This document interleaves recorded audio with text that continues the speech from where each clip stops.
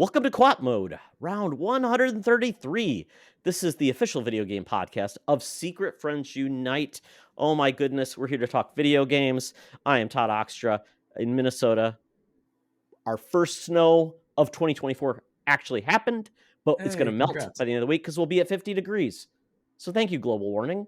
The polar bears are pissed off and starving, and here we are in Minnesota with no snow. Sad, sad, sad.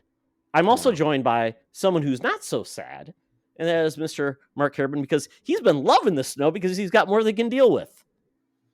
Yeah, loving is an interesting phrase there. There might be some others that I would choose.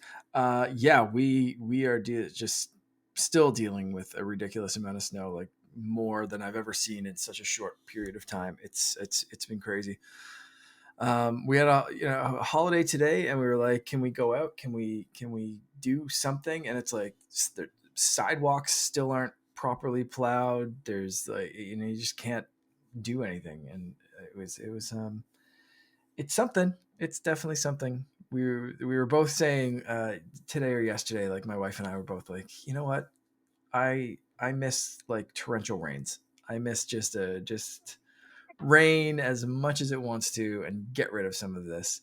And spring cannot sprung fast enough.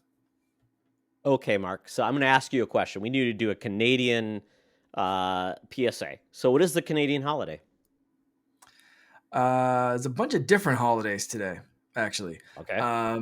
Depending on where you are in Canada, it is Family Day for several provinces, Islander Day in PEI,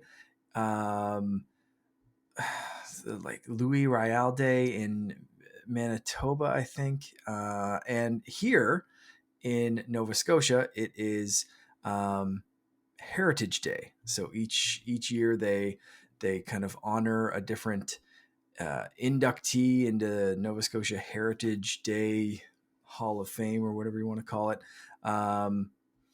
So that's that's Congratulations, Mark, on getting inducted.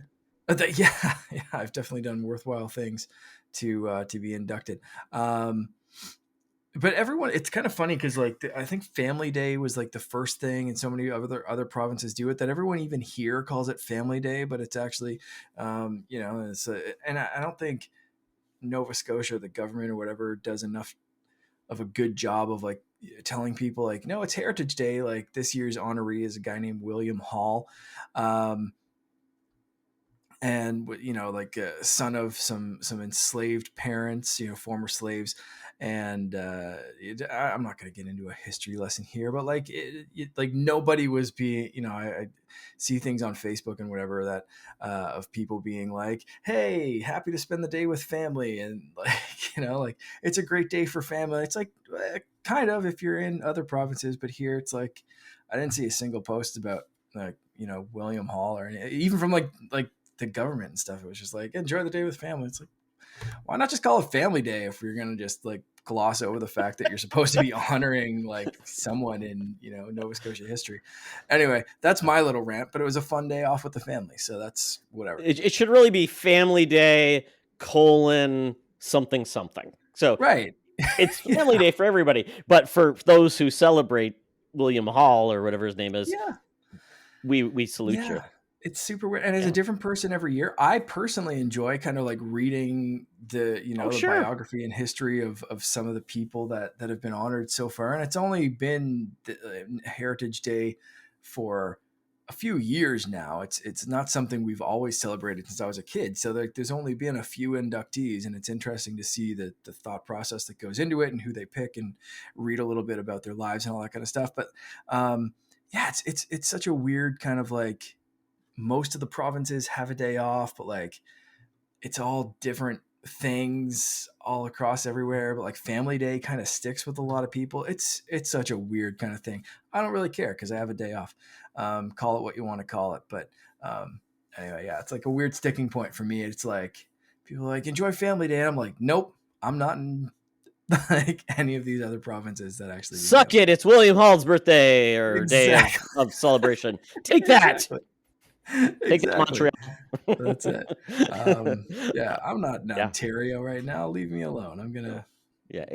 do that stuff. So anyway, so that's it. So, but you guys had a holiday down there too, President's Day. Yeah, President's Day. So essentially, we can't celebrate a specific president because apparently that makes us feel like we're like a monarchy celebration. So it's all the presidents. But you know what? There's a special episode of The Simpsons where they had a song called "These Are the Mediocre Presidents," and I celebrate the mediocre presidents. Henry Harrison, who died in 30 days. Yeah, it's a I was great just gonna song. say we just finished a full rewatch of Parks and Recreation. And they had a great little bit on William Henry Harrison. Yep. Really good stuff. Good times. Yeah. Good times. Yeah. Bad time to like get an illness back in the days because you're the likelihood that you survive like foot and mouth disease very low. Yeah. But Yeah. you know, Pretty, don't recommend it. Pretty rough. Exactly. Yeah. Oh well. Celebrate all of these wonderful days. I had to work and I was enjoying my family being off. So that was my present. Yeah. So there we go, folks. If you celebrate a cool day on February 19th, let us know what that is. But Mark, before we've already celebrated one thing, but we have to celebrate some really special people that are neither presidents or a member of Heritage Day. Well, I mean, you never know. Some of these people could be honored for President's Day or Heritage Day. We don't know what the future brings. But right now, we're just going to say thank you for being our Patreon supporters over at patreon.com/SecretFriendsUnite, where you can get a free 7-day trial of all the exclusive fun stuff, including no ads on these shows for patrons as well. Speaking of these shows, everything's, I don't know if anyone is listening on Google Podcasts or follows over there or whatever. That is changed to YouTube podcasts. So we're working on getting all the shows changed over and all that kind of stuff. So YouTube is going to have audio and video versions, but you're going to be able to get those ad free on patreon.com/secretfriendsunite, where you can join people such as John Sadorf, the Phoenix Sisters cosplay, Brennan Myers, Matthew Keel, and Corian HD in our Friends with Benefits tier, and the amazing Sean, Stella, and Henry Nias, the Nias family. Thank you so much as well. Missy Merchant, thank you for being our BFFs. You guys are the MVPs. You can join all these people again over on patreon.com/secretfriendsunite. Get everything ad-free, get exclusive stuff, get early stuff. Everything happens over there. It's all fun. And again, ad-free. So if you don't want to listen to us talk about Zencastr, Patreon's the place. $2 gets you in the door. That's all we say, folks. So appreciate your support. And being a patron has its privileges because we always put these things out. Like if you want to join us or have a special topic or question. And one of our Patreons dodged a bullet because Sean Nias has said, I want to come on and talk about Madam Web. Well, he had a work-related trip, so he couldn't come on. And wowie wow, Mark, he dodged a bullet. That's all I'll say. Could he see into the future, maybe?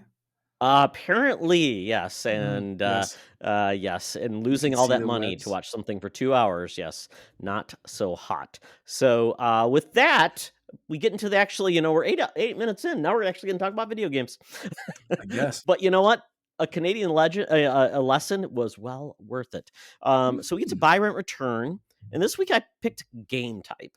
So game type is the three we're going to talk about are PVE or person versus environment. Is it player versus environment? Player versus environment.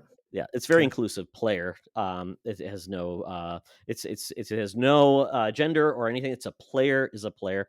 Then we have player versus player. So player versus environment is essentially, I should say this. It's basically like it's you versus AI bosses and things like that. You're not fighting other real humans. Player versus player, that's all you're doing. You're fighting other people in a competitive environment. And then solo, there's no other multiplayer element. You're not even doing co-op. It's just solo.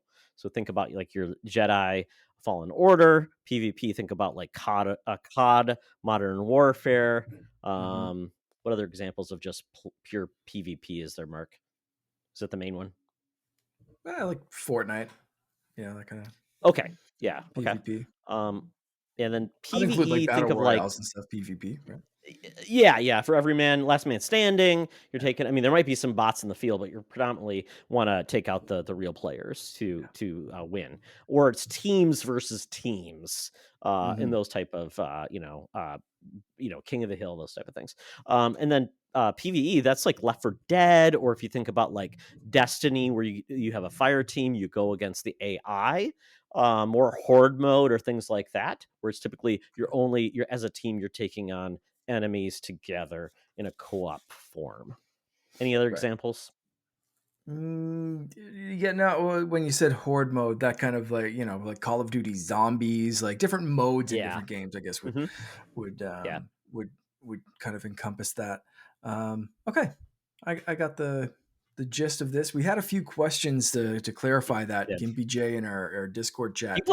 People are catching on with you got to game the game. That's it. And That's it. Yeah. Yeah, kind of, make clarification that solo and PvE kind of the same thing. Just for clarification, do you mean something like Destiny Fire Team, WoW raids, that kind of stuff, where it's like a group activity focused on taking down computers? So yeah, that's very what you mean with cooperative. It's very PvE, right? helping each other out. Yeah, you're buffing a guy, you're giving him health, you're picking him up when he's Yeah. dead to take All right. down like the hordes and the masses that are AI typically. Like even Salmon Run in Splatoon would be PvE, like that kind of mode. Okay, so I need to clarify one thing.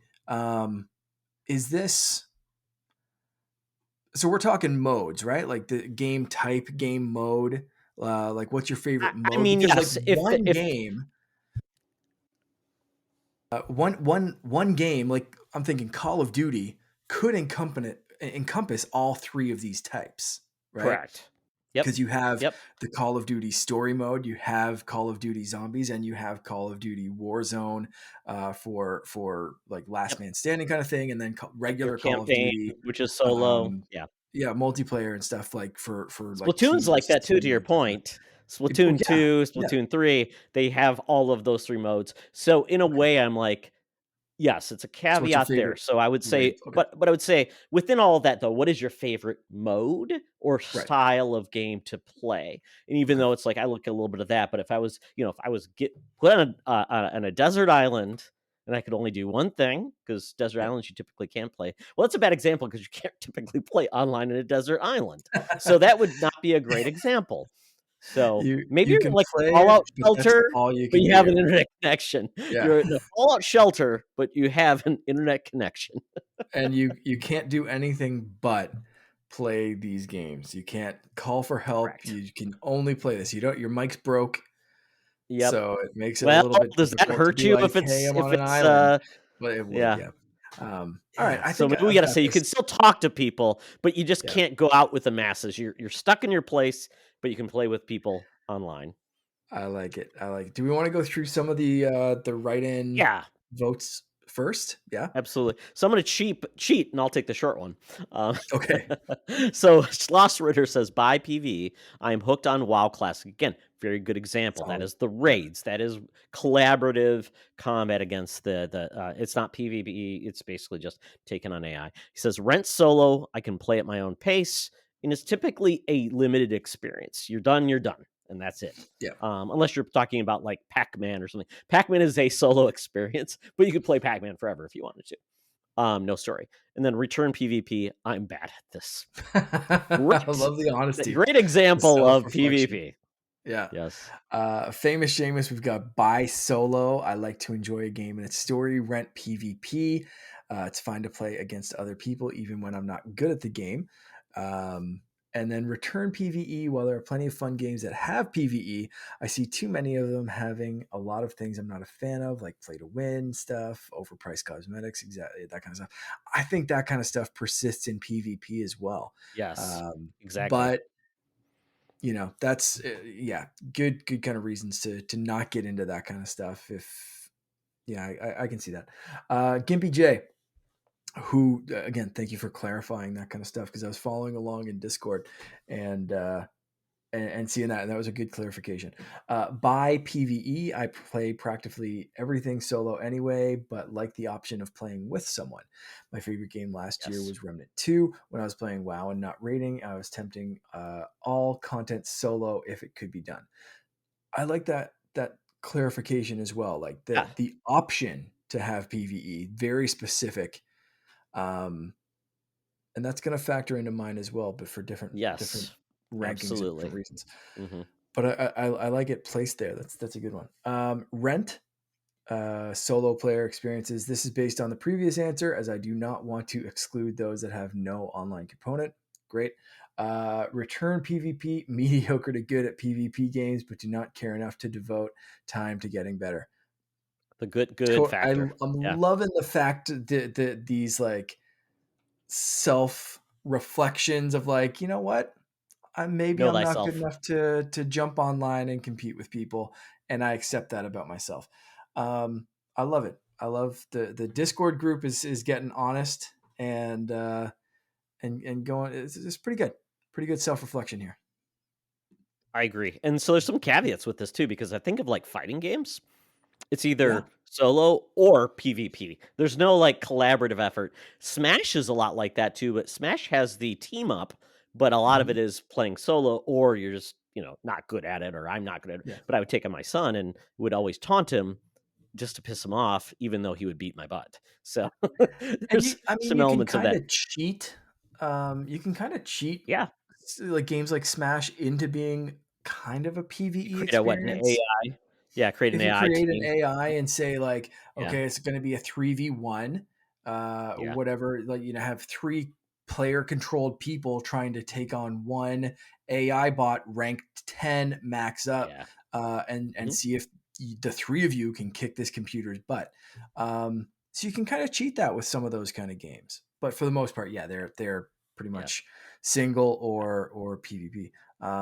So a lot of It depth to this when you can think about different ways it can absolutely. go and different game ways it can be applied.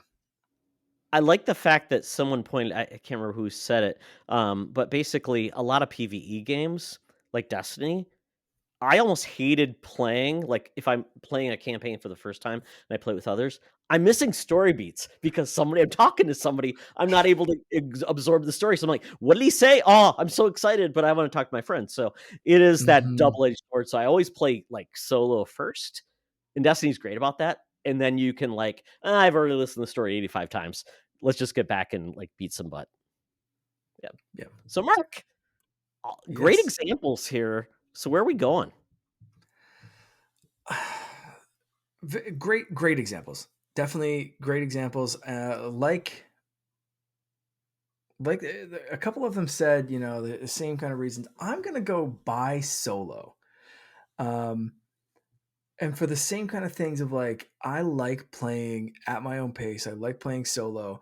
I do appreciate the ability to play with someone, whether it's online or nowadays, playing as Finn gets a little bit more interested in playing video games. Today, we played Kirby and the Forgotten Land for a little while. Great game. Starting to get a little harder than I want for him. He's getting Yeah. frustrated that he can't just continue. We got to like the second land or area, continent or whatever you want to call it, but we're hitting that roadblock of like, you haven't found enough Waddle Dees yet or whatever the hell they are. And it's like, you can't go to the boss stage until you go back and replay all the other stages. And he doesn't have patience for finding like little secrets hidden somewhere, or like knocking down the 6 hidden Kirby posters in a stage. So it's like, that's a pain in the ass. Anyway, I'm diverting. But That's a so dad chore that you have to do when he's asleep. Do it for that's him. my Like, mission. hey, Yeah. champ, we did it. Yeah. Okay, so I am gonna buy solo because I find I just, my gaming time, I appreciate being able to pick up and play, have no one depend on me for something like a raid or this or that or a specific time to play. I can just pick up and play Pokemon. I can go play Super Mario or Lego Star Wars or whatever I'm playing at the time, and I can just do that. I'm going to rent PvP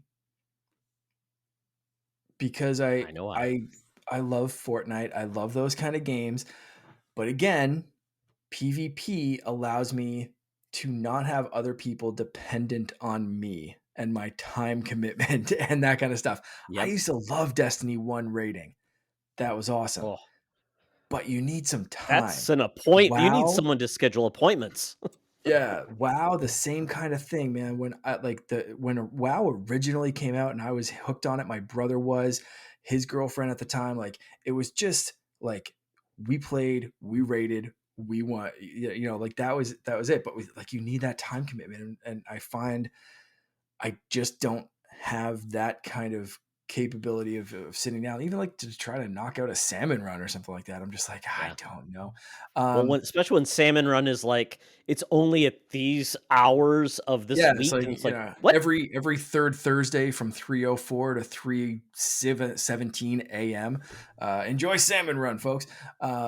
So like I just yeah, it's just not happening for me. I love those kind of maps. Like Call of Duty Zombies back in the day was like, Oh yeah. yes, let's go. Um, a horde mode or whatever it was called in Gears of War, like Yep. love it. Um, so I'm sad to return PVE. I love all of these, by the way. Yes. Great topic, Todd. I love this. Um, and I love all of these for very different reasons at different times. If you talk to me in different times in history or even, like different times of the year, if it's like summer vacation, I have more time, I can do something, whatever it is. If I'm a little bit more free, this is going to flip around. I'm like solo, I can play that whenever I want. Something else is moving up. But for right now, right where I am, it's going to be buy solo, rent PvP, sadly return PvE, but I respect all types of game modes. I like it. Yeah, it just made me think this week's topic was driven by Helldivers 2 and success being a PvE only game, which was unique. It Right. really doesn't have a solo mode. And I was thinking about this too. We were going to talk about this with Sea of Thieves potentially going to other platforms. I know you love that game, and it's predominantly a it can be a PvE or a PvP. There's also a solo mode now, right? Is that it, or am I missing it? Is it just Yeah. PvP and solo, or is there also a PvE? Well, I mean, it's kind of a PvPVE game. Got it. Environmental hazards, but character. Because There's no I like mean, get rid of the other players. Oh, no, and that's all optional, right? Like you can do the other player thing, but it doesn't mean anything. Like yeah, you can good. take out another ship, or you can team up and decide to do missions and stuff together. You can take them out. Like I've had other ships come up on me when I'm doing solo slooping and just going fishing, and I've had like a full Yeah. ship come by and like they kill me and laugh, and I'm like, have fun, dude. I have no loot. Give us your I'm just pants, sir. fishing, whatever. And I take a few of them out and we go down underneath and like wait a couple of seconds and then we're right back up. So it doesn't really mean anything in that game. Got it. But then there Okay. are those missions where you're fighting the environment, you're fighting the AI, or you're doing these missions and Yeah. stuff. So that See if these are Pirates of the really weird Caribbean kind of game. mode. What Yeah. do they have? The new But I mode. mean, What is even it just called? the The regular mode, silent. like The yeah. you get a treasure map and you go here and there's skeletons and this and that Yep. and whatever that you have to fight. And yeah, that's such a different game. Like the megs, the different environmental Hmm. things that can take you out, um, and then other players. Yeah, Sea of Thieves is such an interesting one. That kind of Yeah. And bounces back yeah, and forth between a few they've different adjusted things. over time and Yeah. definitely have opened other options for people to play. Very, very cool. Yeah. So it makes Mhm. me think about other games in the way I play. So that's why I made me think about this topic this week. So for myself, it's really hard too. I mean, at least there's only one I would say definitely goes to my bottom. So maybe I'll start there. That is PvP. Um, I enjoyed it at times, but I'm not very good. The only game I felt like I did decent was Destiny with PvP. The only Mhm. reason I did that was to get stuff to move on. I didn't stick around just for the PvP. So that would be my return. My rent would probably be PvE. Now that this I don't think that jives with real life because it's a PvE game. That means it's probably ongoing. So I'm actually going to keep Mhm. that game because it's going to be forever game, right? So that's the hard part. But if I'm talking about like where my bread is buttered and where I spend most of my time, it's definitely solo games. But PvE is that perfect blend for me if I'm going to play with others. I want to have a team against the bad guys, like in Destiny with a fire team, taking down those raids. It was one of my favorite experiences of all time. I love that. And I'm going to get into Hell Divers too. We'll talk about that, but that's a PVE only game. So that's kind of fun too, because people get excited about teaming up and having a great adventure. But solo, that's me. I just love having a great story, a great campaign, or if it's not even a great story, but it's just a great gameplay that I can play in my own time. I don't have to worry about like setting a time. I get to the game and play as much as I want. And if I want to walk away, I don't incur a problem or a penalty, and I don't piss anybody off. So yeah, I'm very nervous about making people mad online. Like, you left our game. The team is That's it, man. team There's died nothing because worse of than you. getting mostly through a Destiny raid and being the only one that's like, hey guys, sorry, I have to bail. Like, whoops. I had 3 hours cut out because I thought that's how long this was going to take, and we're on hour 4, and now I have to go to a whatever. And like, oh man, it's such a shit feeling. Yeah, it is. Especially you don't want to like let anybody down, but pause and come back, and like if no one else had, then you got to reschedule the whole damn thing. Ugh. Yeah, you got to wipe, or we had to start over again because it's been a week. That was the Destiny thing. It just killed me. I'm like, and you got to get together with the same team. So yeah. But great times, a lot of great opportunities to really have a great time with people, however you like to play. So I'm glad we could discuss this. This is a little bit more timely, and let us know if you disagree or you have thoughts on that. So at this point, though, it's time to talk about what we've actually been gaming. So we'll actually try to be able to like say if any of these actually meet our threshold for what we said. And if we lied, yell at us. Yeah, exactly. I already talked about the first one that I've been playing a little bit, so I might as well start there and talk about Kirby and the Forgotten Land. My son has a little Kirby plush that we got him ages ago, and he just thought was cute when he was a kid. And we were looking at some of his other things. He has a Mario one and this and that, like, a couple of Pokemon and stuff. And then he saw the game. I was scrolling through something on my Switch trying to find something else. And he saw that. And he's like, I have that. It's like, yeah, that's Kirby. Can we play that game? Okay, sure. And so he's been hooked. Like I said, we got to the second continent. So that's like, I think 3 or 4 worlds down now, and he's been really enjoying it. He loves playing as Kirby. He loves the different abilities, but he is not averse to hucking a controller at me when things get a little dicey and taking over the Waddle Dee with a spear.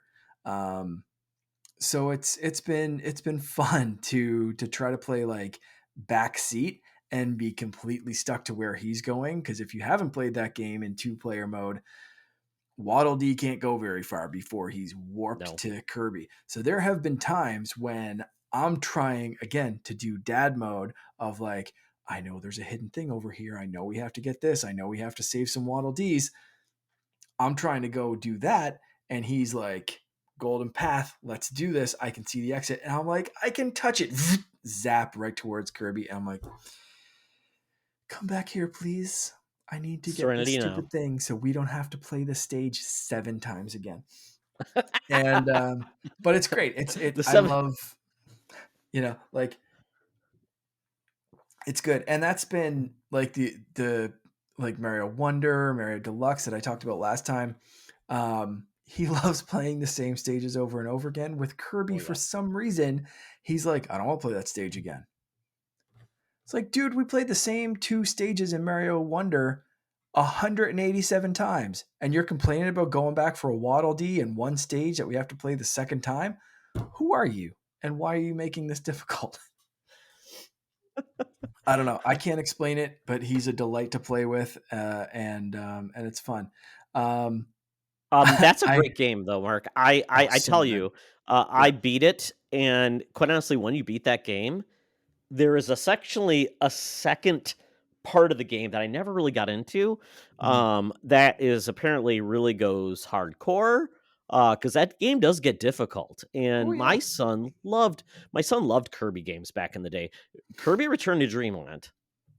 Logan loved that on the Wii. I think it was on the Wii. He loved that game. It was amazing. It's side scrolling. It's definitely has all the power ups, but it's got like you get the huge sword. That was a favorite for Logan. Also, Kirby Epic Yarn was great too. So there's so many good Kirby games. If he likes that, and you have those games somewhere, or you can get them cheap, because I think you still have your Wii U. I do. I think I have So a I'd say couple get those on games. there. I'm Get gonna Epic check. Yarn. Get and then Kirby Return to Dreamland is now on Switch, where they upgraded the graphics, they add some stuff. So I'd say check those out too with Finna, because I think you'd like them too. Absolutely. They're a little bit easier, and they're not reliant on a lot of other things. It's just fun and goofy. And you know what? I haven't even thought. I think I have a couple on my 3DS, and I Kirby introduced Robobot, him I to think the there's one that Logan 3DS. liked. I introduced him to the 3DS with Super Mario 3D Land. 3D off, of course, but he enjoyed that, and he played that for a little bit, and then it got, again, that game really ramps up quickly, and especially when you don't have 3D on, because it relies so much on the effects of where you're jumping and that kind of stuff.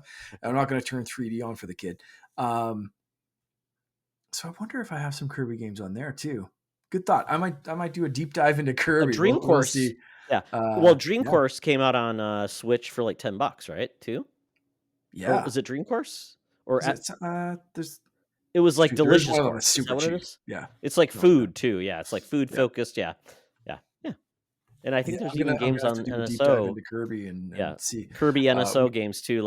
Yeah, we tried to play one. My brother had the SNES Classic hooked up over the weekend at my parents' place, and we tried whatever one's in that. I think there's Dream Course, and then there's another collection, that's N64, collection, right? Or something like that.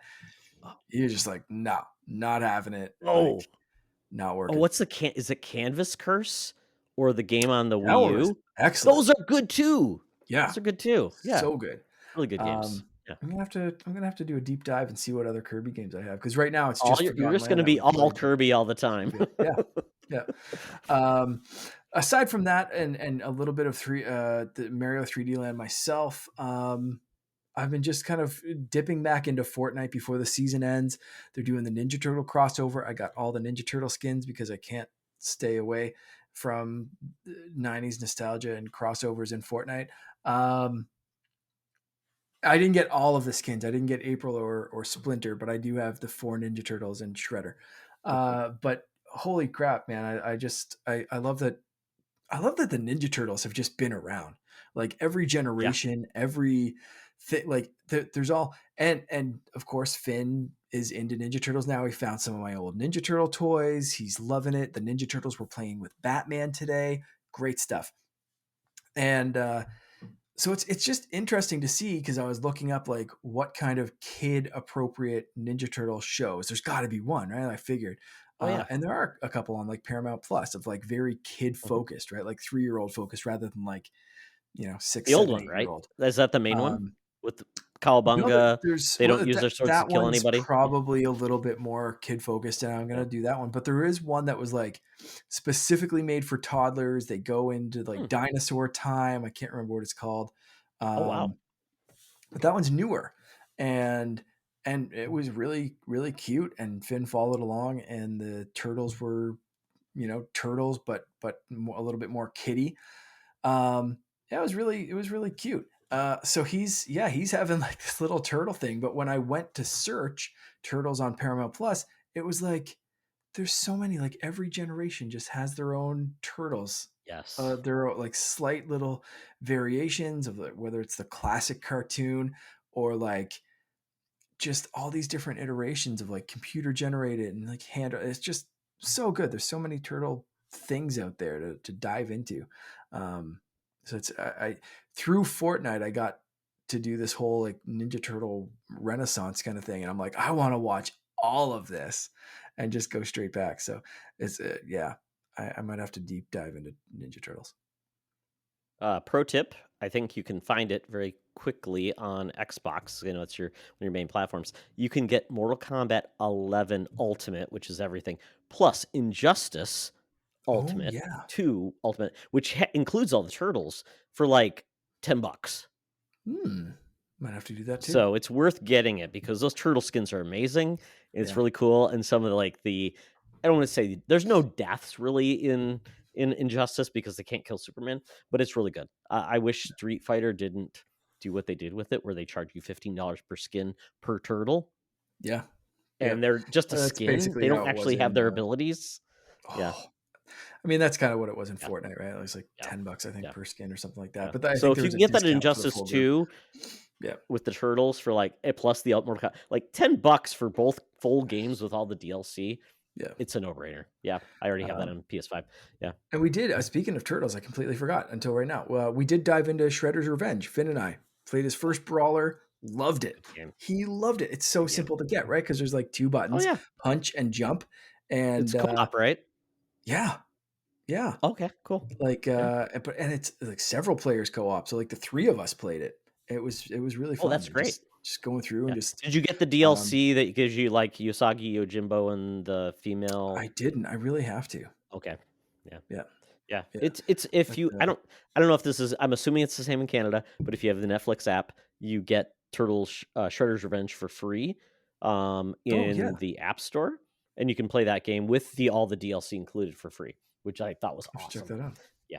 Right. Yeah. Very cool. And if you ever come out to Minneapolis, Mark, I want to go to the Mall of America, we have the Nick amusement park in the Mall of America. So it's Turtles, Avatar, Dora, all of those things. The Mall of America. Cool. There's a huge Lego store. It's amazing.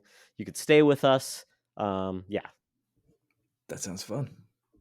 Yeah, we're just south of Manitoba, or south of Winnipeg, Mark. So yeah, come on over. Perfect. Sounds fun. Well, very, very good. I love it. I love the Turtles. I love Kirby. So for me, just an update on Prince of Persia: The Forgotten Crown. That game is way too long. I'm 25 hours in, and I think at hour 20, I finally got the double jump.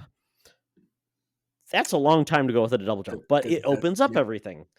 It's a long Metroidvania. I think I have 2 more things to do, and I'm stuck. So I put that game on pause. And Mark, I was going to play Hell Divers too. I got the ultimate FOMO, so I joined the XCP Discord group because I'm a part. All of the Patreons for XCP get part of the group, so I came over there, talked to them, and they said, "Oh, we're into Hell Divers too." I'm like, "Hey, I thought this was an Xbox group." Haha, this is only PlayStation and PC right now. So they're going all in on it. Great group over there. Awesome times. So if you want to check out an Xbox centric podcast and group, highly recommend XCP. But it's kind of crazy because I'm like, okay, I'm going to try out this game, Hell Divers 2. It's going to be amazing. It is essentially a PVE only game. It's a sequel from the original Hell Divers, where you've got essentially a team that goes in to kill bugs. It's like Starship Troopers, apparently. It's very tongue-in-cheek with the, hey, citizens, you want to defend Super Earth and defeat the beast. It's very much like goofy, over the top. I love it, tongue-in-cheek. And I see it, and it's like it's definitely team based, but it's highly difficult. You can kill each other very easily. You can drop down things, and then hijinks ensue. But it sounds like it's hilarious. It does have some buying. You can buy some things in the game, but you can also earn them. So I think it's a good balance. But it's only $40 game. So this game is taken off on Steam. It's like ridiculous. It's the first time that Sony's dropped an exclusive day and date on PC. And I don't know if they anticipated this, because they didn't. Their servers can't manage the amount of people. It first came out like 100,000, ran out of space. They turned it to 200,000, ran out of space. 300,000, ran out of space. I think they're at 400,000 now, and they still can't get in. I bought it, and last night, every time I checked in, I was on a wait list. They're doing it because they want to still preserve a good experience for those who are in. Yeah. But it's like, how much do you do in the first week of a game to really satisfy it? I mean, servers aren't cheap, all these things. So how long is it going to be like this? It's tough balance. Exactly. With just, so early on, it's outperformed anything that Sony's ever done. So this is a good thing for this developer, Arrowhead. They're a second party developer, essentially. They're not owned by PlayStation, but the IP is. So this is kind of cool. It's kind of a cool experiment. Just before we get on the podcast, I said, let me just check to see if I can get into the game. I got to the game, but it was like doing the tutorial. So I'm like, I didn't even get to experience it. So I can't say much about it, but I know this game is huge, so I will definitely be jumping in it. I know Logan will be jumping in on it.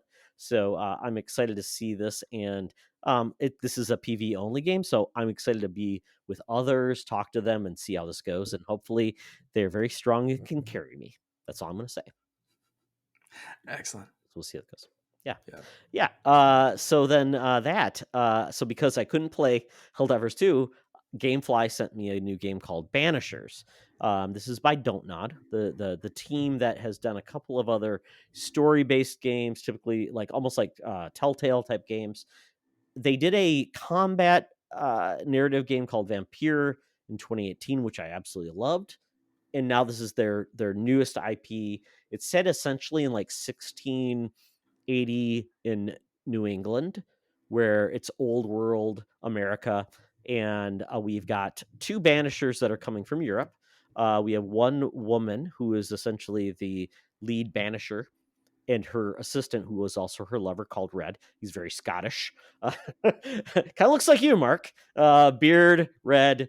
But basically, their job is essentially to they say live for the living, death to the dead. So they're supposed to put the dead to rest, whether they are peaceful.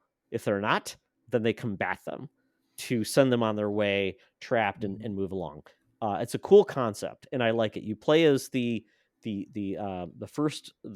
female lead, and you start in there, and you go to this village where you're supposed to help this priest essentially uncover a mystery. And when you come there, this is very early in the game, I want to say it's spoilers, he's dead. You have to figure out what happened to him, but you also encounter him, and you have to make a decision on what to do. Because his widow is grieving, she gets brought along, and I like it. It's got choice, it's got detection, and my wife was actually on the couch next to me watching me play. She was, "Oh, I like the story. It's really good." So that's a good sign that she liked it. So I think the story is very strong. There is combat, and I didn't get a lot of combat, but I think it's going to come along the way. But it's definitely a third-person action combat game, but not like platforming or anything. It's really more in that mode of discovery, find a mission, have some combat, and then you can probably, I'm assuming there'll be some leveling, but I know based on the trailers I saw earlier, I won't be playing the main protagonist very long. Yeah. And that is part of the story. So if you saw the trailer, I think it was at either the PlayStation or Xbox event last year. This one kind of put the story on its ear. So I'm really excited to see where this goes. And it's a very strong showing from Don't Nod. And I hope they do more of this, because it feels like it's kind of like a Sony game doing what Sony does on a smaller budget, which I like, because I like the combat. I like that. And I don't want to wait 8 more years for the next Witcher or the next God of War. So I really like the game so far, and I like it's not like visually stunning. It looks good, but it's because it has probably a mediocre budget. And it's from Focus Entertainment, not Embracer Group, thankfully. So hopefully we'll see more of this, and hopefully it's getting good word of mouth. It's a very busy year this year for games, so I hate to see anything get overlooked. But this game it's really good, so I'm excited for that so a far. Sleeper hit. It's got such I hope great so. reviews that I can really see. Yeah, I can see people picking this up eventually, but like having a slow burn of like, oh man, you got to play this, you got to play, like different people playing it at different times and suggesting it. Then, you're talking about it now. I'm going to put it on my list of like, I need to get this eventually and play it when my console is not taken over by a 3-year-old. I really wish maybe PlayStation or Xbox had put this on Game Pass or PlayStation Plus, because I think it would have really been like, oh, this is a great game to have for free, and it's try. So I know Vampire came to I think it came to Game Pass 6 months later after it was released. So I hope this does well. So it doesn't have to go there, but I hope it does well. And it's like, oh, we should add this to our service so it gets that second bump and get some love. And, maybe this is a game that finds a new audience. I hope it finds a new audience maybe around Halloween as well, because it's that type of game. It feels very spooky, very Sleepy Hollow-esque is the best way to put it. And I So mean, and you that's what I've could been see playing. that, like, if it, let's say it theoretically drops on Game Pass, so like 6 months from now is what, August, September. So like you could be really like 6, 7 months. You're dropping that on Game Yeah. Pass September, October. Perfect. Yeah. Nice Halloween release. Let's this initial launch get them the money from people buying it, all that kind of stuff, and then 6, 7, 8 months down the road, hey, this is coming to Game Pass. Hey, this is coming to PlayStation Plus, Plus, Extra Plus, whatever it's called, and here you go, enjoy it for the spooky times. Like, I think that's a perfect scenario because then you get kind of the best of both worlds, and launching it on those things at a time where people are like, okay, what's the spooky thing that I'm going to play? Um, yeah, sounds like a good strategy to me. Yeah, I love it when a service can help a game that really deserves an audience find an audience, and there's no penalty for trying it out. And of course, like I think you get a discount on those services Yeah. when they're on them. So if you want to keep it, you get a discount. So I think that's a good way to experience these type of games. So awesome. So that's what we've been playing, folks. All right, it's time for the bonus round, Mark. Ooh. This week is a little bit different because we have been waiting for a lot of news to drop. So there Yeah. has been news to drop about the Xbox business update. Apparently, there's going to be a Nintendo Direct happening, and now we know it's happening actually on Wednesday.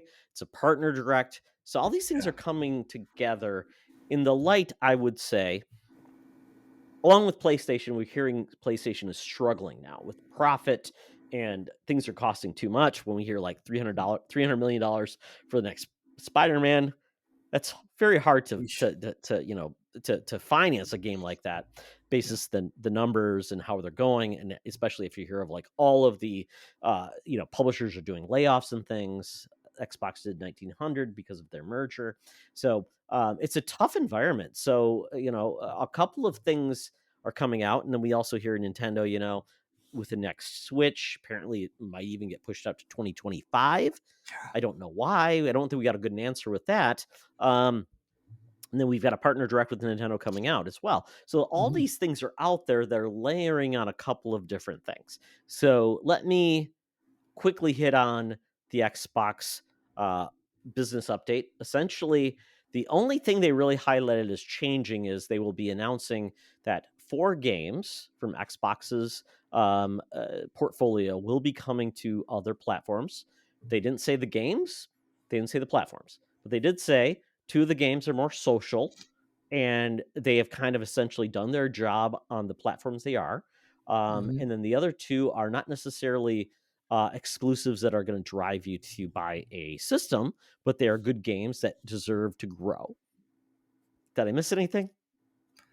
No, that's about it. People were so like the rumor mill was a grinding before this announcement, before this little podcast that they released last Thursday, and mercy.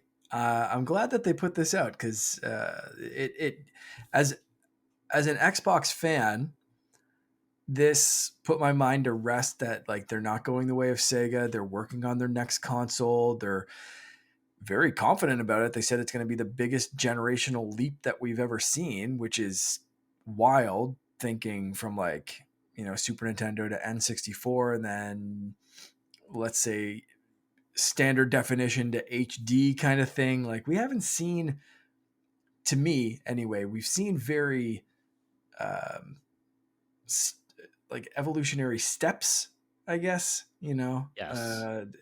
We gradual, aren't at like, 8K yet, right? We aren't at 8K. well, We aren't at it's like not even 480 8K. frames Like per second. that's the Yeah. stuff, right? Like it's not like there hasn't been something. I mean, look at most of this generation so far has been backwards compatible on a PS4 or an Xbox One. Um, there are benefits of playing the games on the newer consoles and stuff like that, but like there's not too much this generation that you can look at and instantly be like, oh, that couldn't run on a PS4. Yeah. It might sound like a jet engine trying to take off, but like the things could probably run a lot of the stuff with like maybe some, cell shading and stuff or not cell shading. What am I trying to look for? like the ray tracing. Ray tracing. Yeah. Yep, turned off, that kind of stuff. But like, um, yeah, like this was a very confident Xbox, very different from the rumors that were saying like, oh, they're going, they're stopping making consoles, they're not doing this, they're not doing that. And it's like, okay, cool, yeah, they kind of like hit it running, and it was a very short podcast, but they said a lot without saying a lot. They did. Yeah, they absolutely did. And I think that the whole point is they've been talking about their strategy for a long time. They want Xbox games to be on every screen, Mm-hmm. mobile, wherever you are, TVs, and that's true. And that's kind of leading into where they're going. Microsoft's strategy has been services everywhere. There was a time when Microsoft Office wasn't only on PC, it's on Macs, it's on Android. So they want to get their games everywhere, but they Mm-hmm. know at this point they can't, and they even said this. Game Pass will only be on where it's currently at today. It's not going to be on Nintendo, it's not going to be on Xbox. Yeah. So essentially, with Game Pass, and they've also said at Game Pass, including their core, they're only at 34 million subscribers. Yeah. So they know they essentially said, and they even said this, console only gets them so far. And so they know they need to get elsewhere with their games. And so if they want to grow, they got to get their games elsewhere to show people, hey, look what you could get on Xbox for free if you had Game Pass. So maybe try it out on PC or on Xbox console. So it Mm-hmm. makes sense that they're sticking around. I mean, I'll tell you this: the Surface hardware that Microsoft has is really good hardware, but it's a niche. It's not the best, and it's not everywhere. So, but they stay in the hardware game. They don't have to be the only one in the market, but Windows is on all of those other Windows devices, and I think that's where they're going with their console market too, as we've seen Windows devices on in PC and Steam, where essentially it's a console-like experience in a handheld. And I think that as long as they can improve Windows to make it more like a console experience, I don't know why they don't just put Xbox on a PC and call it a day, Mark, because quite Yep. honestly, that's what people want. But I think that's where they're going to go. And if they can get their games on other platforms, make money to grow, because they can only grow so much, Mm-hmm. I think it's a good decision. And those games, Yeah. a lot of people are guessing those games Yep. are Sea of Thieves and Grounded, and then Pentiment and Hi-Fi Rush. So Yeah. I know people are saying Switch for everything. I think it's going to be a little bit of a mixed bag with Nintendo. I think Yeah. Pentiment and Hi-Fi Rush will work. Definitely. Yep. Absolutely. And it makes sense. Yeah, for both Yep. PlayStation and Switch, which we'll probably find out that those are coming. But I Mm-hmm. think the Sea of Thieves and the Grounded will wait until the Switch 2. Mark, Yeah. remember what I said about the Switch 2? TU, Spanish, means you, Switch Yep. 2.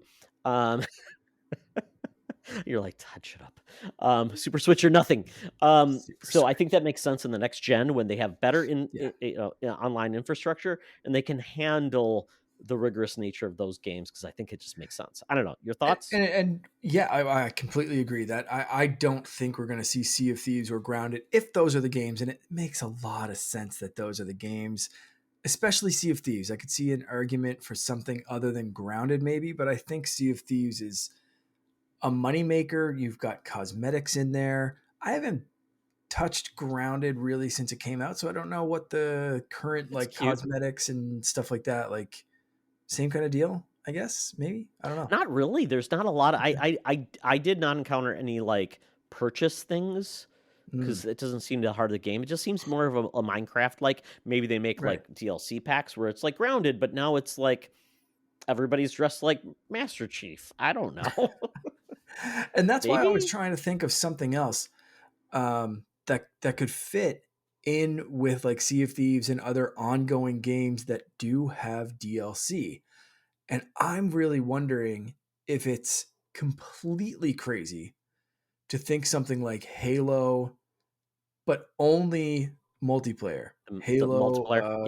Yeah, that side of Halo could come to something and have your cosmetics and have all that kind of stuff. sure. And again, open it up to a lot more people, because if there's more people playing wherever, more people are going to be enticed to spend money. And like, that's one of the reasons I play Fortnite so much, is because when my nephews, and now they have everything, but whatever, when they had only Switches, I could still play with them. And now, even if they have an Xbox and a PlayStation and a Switch and whatever, and they're going back and forth between this place and that place, I can still play with them wherever they are and whatever they're playing on. If that's the same thing with Halo, with Sea of Thieves, even with Grounded, if that's your jam, awesome. That is the best scenario, because the worst thing about a multiplayer game is saying, like, oh yeah, we can only play that if you guys all have this very expensive new specific box that maybe you don't like the other games for. Maybe you aren't Yeah. in. Maybe you said get an Xbox and your mom got Lee Carvalho's putting challenge and gave you a PlayStation. I don't know. Like, there's a lot of stuff, right? So I think for those type of games, and Helldivers is another one that I'm like, Sony, you want to start making more money on this game? You want to start like being able to use this to pay for the next Spider-Man game? Release it everywhere. Get everyone Yeah. paying for the game, for the content, like whatever. Um, Keep your single player focused gaming experiences exclusive, sure, whatever. But like, these kind of things make way more sense going multi-platform. Um, so I'm really wondering if Grounded is it. I think Sea of Thieves is a shoe in, but I could be steered in other directions from Grounded. I think Grounded makes a lot of sense for Okay. the other crowds because the type of gameplay, it's more cozy in a Mm. way. It's got a Oh limited yeah. combat. I played it, so I think maybe it makes sense for the Nintendo crowd. Mm. But I could see Halo Master, like we're talking about this. Like, I think for an online type of game, I think it probably makes sense to bring that game everywhere. It already did its job. It was an early release, and it wasn't even like it was a pet project from Bethesda for Grounded. And Sea of Thieves, it's been out 8 years, 7 years. And that's the Um, thing. Like, Sea of Thieves has been out, yeah, for a long time. Xbox One yeah, days, yeah. so that It was direct to really Game could be Pass. Yeah.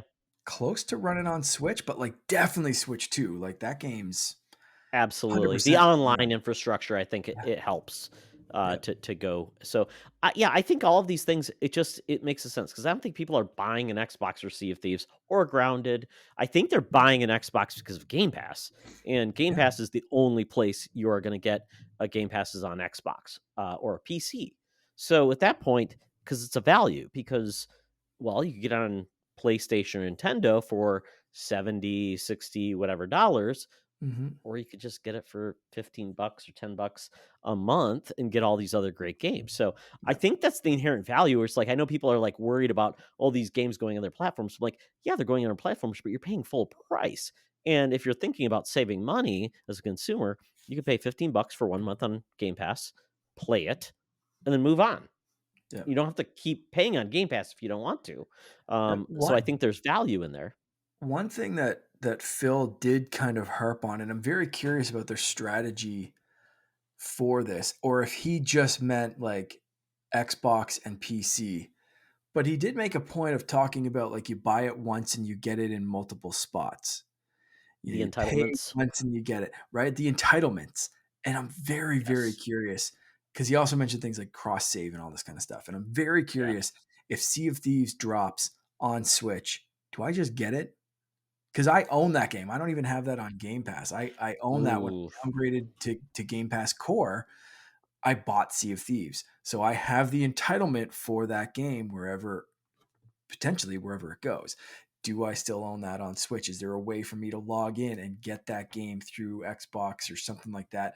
Or do I just have to pay for it again? But I can do the cross save, cross progression, all that kind of stuff. I'm really wondering what part of that he meant for which platform, because he did Yeah. really harp on that for a little bit. I'm guessing it's the Xbox and PC. You buy it once, you get it elsewhere because it was like Xbox Play Anywhere for a Yeah. long time. It was the same thing. You got it on PC. Now, I think, Mark, what they're trying to do is, and I've heard this with the background thing, this Logan from XCP even mentioned, like they're doing some things in the background to enable cross save, which I like. Cross save and cross play are really where we need to be. Wherever you own it, your save will follow, like Destiny, and you'll play with everybody. I think that's where we need to be. Don't have walled gardens with playing with others, because people are not going to spend $500 to play just one game with their friends. They want to be, and I think the younger generation, that's how they exist now. So I don't think you can go the walled garden with the modern audiences, because it just doesn't make much sense. So I don't know if you get on Switch, but I think that's where there's going to say there's a benefit to be in that area of the ecosystem versus just being able to play the game and play with your friends. It's more money, it's more revenue for Microsoft as they grow. They realize they're probably capped out at their consoles, because the console market, quite honestly, between Switch, Nintendo, and PlayStation is probably around $300 million max. Probably that's it. And then beyond that, you got to go elsewhere. PC, everywhere else. So it just even having a box doesn't guarantee you the most profit. So I'm hoping everybody's going to get beyond that. The only one that isn't, and we'll talk about that a little bit, is probably Nintendo. But the whole thought of multi-platform, I think, is going to change where we're at, especially we get into cloud. I mean, no, Microsoft is even talking about more. What's the term of the architecture, like mobile? It's not risk. Is it risk or ARM? Where essentially you're like Nintendo, where you're on a mobile chipset. Like Apple uses. The Apple doesn't use like NVIDIA and Intel anymore. They're using their own integrated like APUs, which is chips on silicone, smaller, less heat to do things, and they can do some really amazing things. I know even Xbox even put into their documents that got leaked that they're thinking they might have a future doing more of a hybrid mode. So that's kind of cool. But beyond all of that, we're in a place now where everybody's catching on. Mobile PC gaming is becoming huge with the Steam Deck, the ROG Ally. There's a Legion Go, and we're hearing Windows, even Xbox may even have a mobile system as they partner with another platform and basically make a mobile UI for gaming, which the Xbox UI probably would work really well, and it's basically Windows already. So with that, PlayStation hasn't dabbled in that architecture yet, and it sounds like they're going to double down on their last gen strategy with a PS5 Pro, because they saw sales getting stagnant with PS4. They did the PS4 Pro, but their only change we're hearing with PlayStation they're coming on board with now is based on where they're seeing their profit margin drop, is they want to move forward to a future where PlayStation potentially is day and date on PC and PlayStation. Helldivers 2 is the first experimentation in that mode, and they've seen success on PC already with a staggered release. So, and I know they bought some developers to actually help with PC ports. So with that, I mean, that makes me think, is multi-platform the future? Because if you can afford a affordable PC handheld, $500, that maybe Doctor TV, why do you need an Xbox? Why do you need a PS5 when all those games are going to PC? And that's where I'm like thinking, yeah. And you can bring any controller to the table. Your Xbox controller, your PlayStation controller, a keyboard and mouse, a weird hybrid. And it makes me think, I'm like, yeah, maybe you don't need a console box, but it's there if you want it.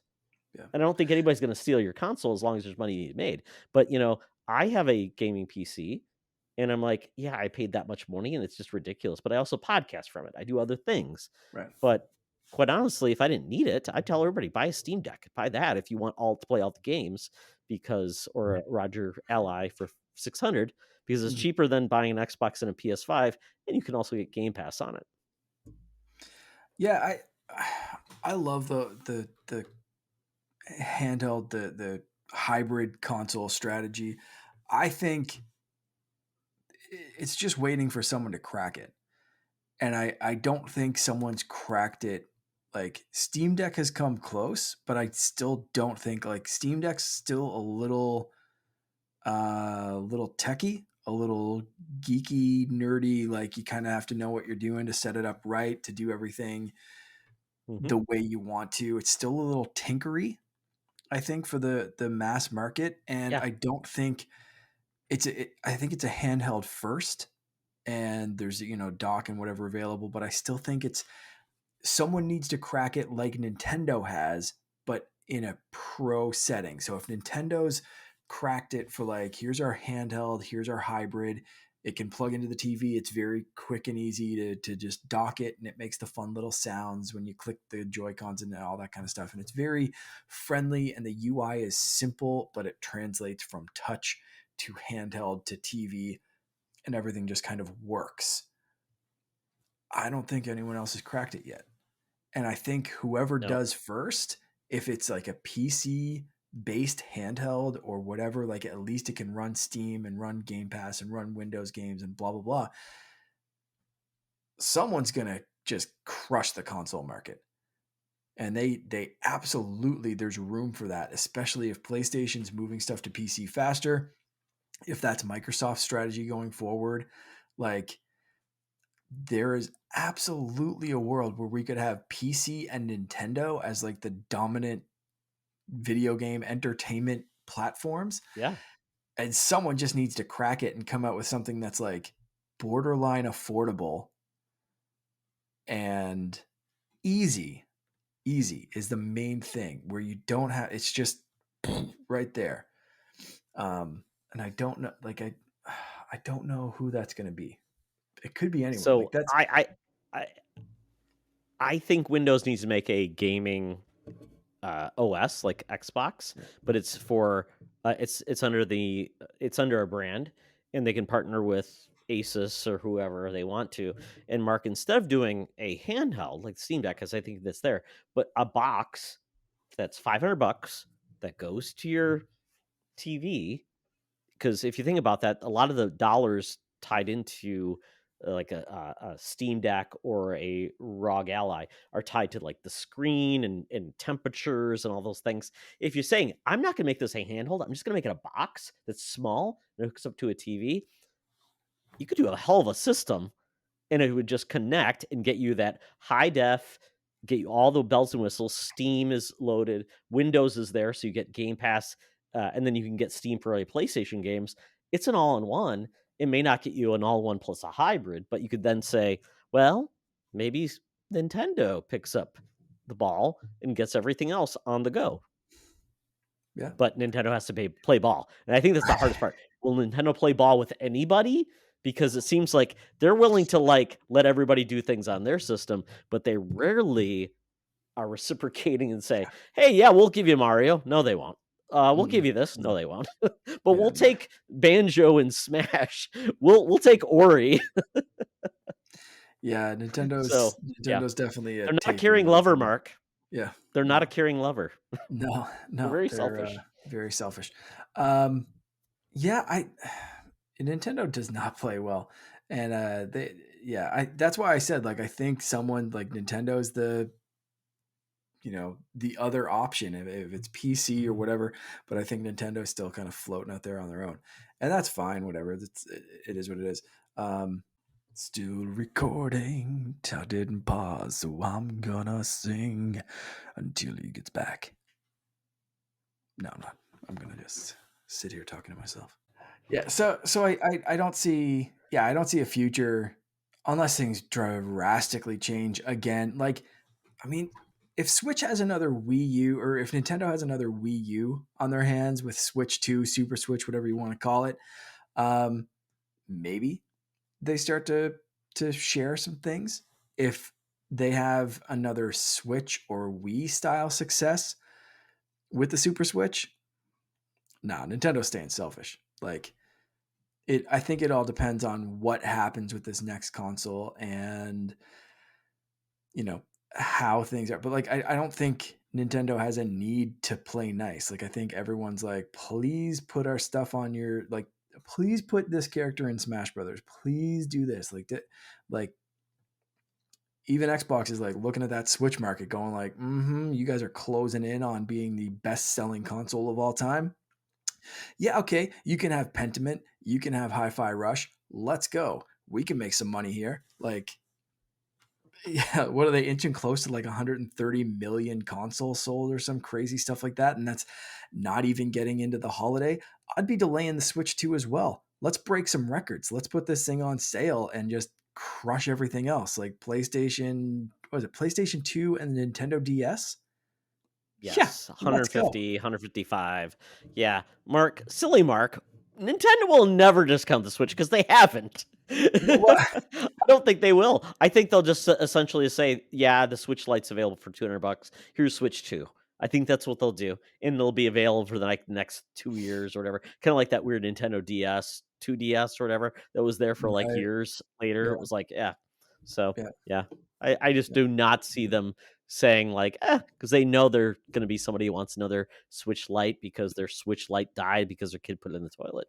So Yep, there's still a market for that, and they don't have yep. to do anything, and they could probably get there without even. I mean, you've seen what they've been listing for their games this year. It's going to be a lot of like remakes and Mhm. remasters, and like Princess Peach, I think, is their only original game they still have left announced this year. So I mean, if they delay till 2025, I mean, why not? Put out Metroid Prime 2 and 3 remaster, put out Ocarina of Time and Wind Waker remake, Oh, and yeah. people would be happy and save the big hitters for 2025 and just replay the Switch playbook. We're good to go. I mean, Yeah, what sure, do we there's a know new about on Imagine Switch? Dragons That, song like they can do. first part, Mario versus Donkey Kong just came out. Splatoon Yep. 3 DLC drops this Yep. week. Delicious Course. Yep. And then we Princess have Peach Princess and Peach uh, what's it? Luigi's Mansion, right? Is there 2, anything else? yeah, that's the other one, and then, yeah, other than that, I've heard there's might be even a, Fire Emblem, remaster or remake that they've been holding on to for a couple of years that could be available to drop as well. Okay. All Yeah, right. so it's gonna be one of those years, which is fine because they're gonna save the big games Oh, Thousand for Year Switch Door, 2. Paper Mario. Oh, that's true. Yeah, yeah, It's yeah. the other. So that's Yeah. the other one. That's another It's like something remake. else was like Yep. So I Pigeon. mean, Yeah. they could do nothing else this year and have a great holiday, and then say, "Hey, in September, here's Switch 2, and Yeah. it's coming out in whatever." And it's not like those games that are the fall. I mean, there might be a Pokemon release in the fall, which can Yeah, be there's a few on rumors Switch. that are poking Yeah, around of what's the last one I heard was another Let's Go with yeah. Togepi and Meryl. Was it Black and White? Was that the one that I've heard they're gonna remake? Well, no, Pokemon. So the Let's Go series would be a Gold Silver remake in the Okay, Gold kitty Silver. style of Okay. like Let's Go Pikachu, Let's Go Eevee. The Black and White remake rumor is like a full remake, or Okay. like core kind of remake, Yeah. like Diamond and Pearl or whatever it was that Okay. just came out Hmm. a couple of years ago. Yeah. Um, and then there's the other rumor that I heard was another Legends game, Pokemon Okay. Legends Celebi, I think is what I heard. So continue the Pokemon Legends Arceus kind of idea, which I would love. That game was awesome. So a Yeah. lot of Pokemon that they could announce. Do they Yeah, really want to anytime. go after another Pokemon on this system, though? That's what I'm wondering. That's the only thing I'm thinking. Like they've struggled with technology, The and remakes, I would think, more could horsepower help easily them? work. I don't think Not they'd like the be Eevee. necessary for like Yeah, a Let's Go game or a remake of Black and yeah, White. Like, not okay, necessary at all. Release them for this. Legends, absolutely. Toss some more horsepower. Even though that game was great, that game ran way better than Scarlet and Violet. yeah, Um, yeah. That's what I heard. but could still use a little bit more horsepower, of course, especially if they go bigger with it. So Yeah, that's the only one out of those three potentials. That's the only one that I would say even bother waiting for Switch 2. Like the other ones could be 100% like okay, cross-platform release or whatever it is, cross-generation release, or just like Switch. Like here you go. Yeah, yeah, those could release tomorrow on Switch and be completely fine because they're not pushing the envelope. It's a remake, pretty version of Gold and Silver, and Let's Go Eevee and Let's Go Pikachu ran. phenomenal. Like those were great games, very simplified, but like they were fantastic for what they were. That on a technical standpoint anyway. Yeah, I think Pokemon could at any point just drop those. So it seems like that maybe that is their swan song on Switch, and then we are hearing rumors that it's going to be an 8-inch screen, which may mean that the Joy Cons that you currently own won't fit because the bezel would be too big. So maybe they support like a wireless mode, which is fine. And with that, I'm hearing backwards compatible is a go, which is great. So which means that those games will work on Switch. And when the games that come out for Switch are going to be like bangers, but they'll probably also work on the original Switch, but with just like not as good of performance. So those cross-gen games could be going on for a long time, but we just see like the PlayStation 4 or the Xbox One, where it's like, yeah, you get the 30 frames per second. It's not great, but you can play it. But if you really want to play it the right way, you get the Switch too. So I think that's a good thing. So with that, Mark, I mean, we're probably expecting Nintendo to go do more of the same with a couple of new twists on it, which we saw with like Nintendo to Super Nintendo versus the Wii to Wii U doing something completely different. Basically, it's going to be more evolutionary than revolutionary, which I think is good, which I think people are fine with, and maybe some like unique things that they always do. With PlayStation and Xbox, we are hearing that 2028 is probably going to be the next generation of hardware. I am curious though, if we had to put all our cards on the table and we said multi-platform is going to be the future, and we said, okay, PC is the best way to play all of the games, excluding Nintendo, would we lean into a box that could do that if it was Xbox branded and had access to a Steam store, but had the Xbox UI as the heartland? You didn't have to worry about drivers and things. Yep. Would that be like the holy land for everybody?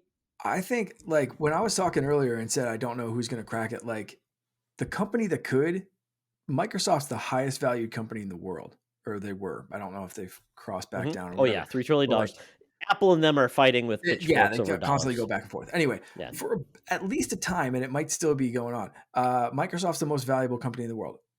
If not, they are one of the most valuable companies in the world. Yes. They have the power 100% to make the next Xbox a PC with a nice coat of paint over it. So if you can do, and again, this is the simplicity side of things. If you can make the PC interface work in the background and have an Xbox style UI, but when you click store, it opens up into more things. It's a little bit more open than a closed console system. Steam can put a store on there. Epic can put a store on there, and you get Oculus can put a store on there, and you can connect your headset to it like you can now. Yep.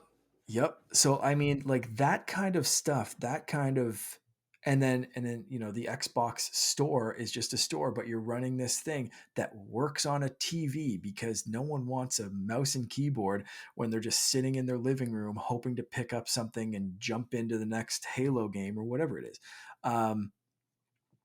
Like I think Xbox is the one that could crack this because they have Windows, they have Xbox.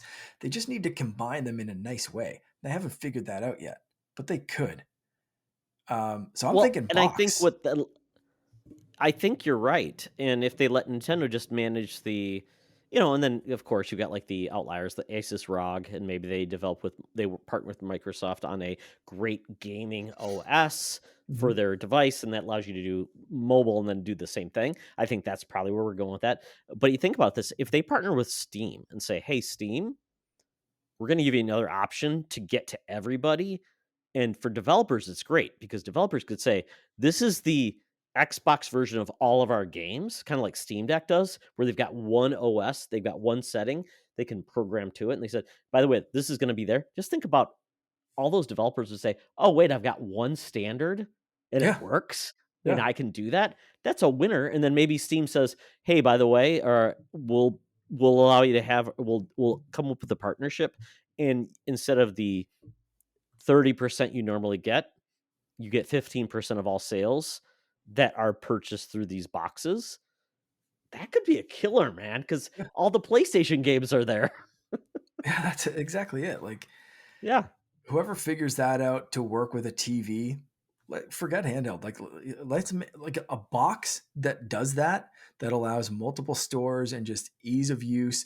But it's the UI that's the big thing. No one wants a Yep. PC on their couch. No. Like, that's a hassle. That's a pain in the butt. No.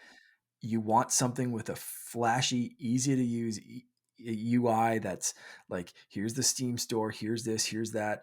Um, and they had like Steam had that for was it Well, Steam does have theater Steam Big Picture mode or mode, whatever, which works big great. picture mode. Yeah. It works great. It's a Yeah, really good environment, and quite honestly, the Xbox OS would work for it because it right, does. right. Yeah. So like those kind of combinations, and you see, Epic and Xbox and different like in Europe, it's very interesting what's going on right now with mobile phones and like iOS and uh, being able to put other stores on there. And like Xbox has already said, like they don't agree with what they don't think they're going far enough, so they're not going to put a native X Cloud or cloud gaming app on iOS yet, even though they're allowed to now, which just opened up. It was crazy.